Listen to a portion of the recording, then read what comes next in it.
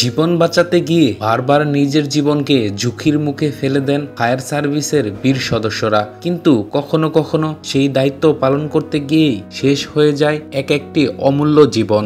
আজ আমরা হারালাম আরেকজন বীরকে, গাজীপুরের টঙ্গীর ঘটনায় ওয়্যারহাউস ইন্সপেক্টর খন্দকার জান্নাতুল নাইমকে।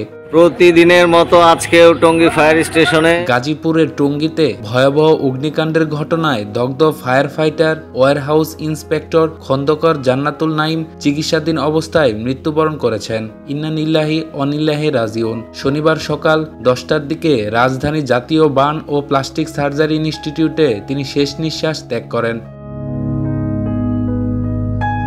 চিকিৎসকরা জানান, নাইমের শরীরে 42% পুড়ে গিয়েছিল। বেঁচে থাকার জন্য প্রাণপণ লড়াই করলেও শেষ পর্যন্ত হার মানলেন মৃত্যুর কাছে।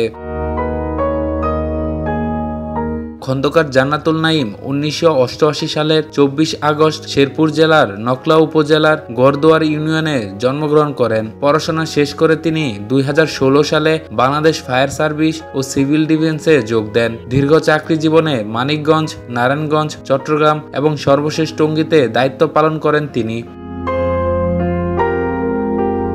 কর্মক্ষেত্রে ছিলেন সৎ, পরিশ্রমী ও সাহসী একজন কর্মকর্তা। ব্যক্তিগত জীবনে তিনি বিবাহিত ছিলেন এবং এক সন্তানের জনক। গত 22 সেপ্টেম্বরের সেই ভয়াবহ অগ্নিকাণ্ডে আরও কয়েকজন ফায়ার ফাইটার দগ্ধ হন। ইতিমধ্যেই নাইম সহ 4 জন ফায়ার সার্ভিস সদস্য মৃত্যুবরণ করেছেন। দেশের মানুষের নিরাপত্তার জন্য জীবন বাজি রেখে দায়িত্ব পালন করতে গিয়ে এখন পর্যন্ত 51 জন বীর সদস্য উৎসর্গ করেছেন। আর সেই দীর্ঘ তালিকায় যোগ হলো খন্দকার জান্নাতুল নাইমের নাম।